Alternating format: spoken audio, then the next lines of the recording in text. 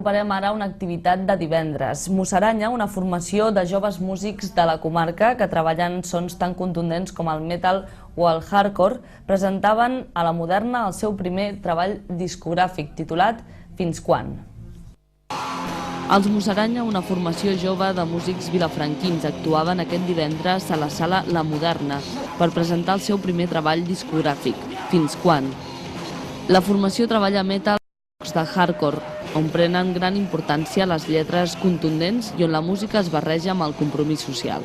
Les lletres parlen de crítica social, parlem de control, parlem de manipulació, parlem de conflictes socials, com pot ser la violència de gènere, com més el racisme.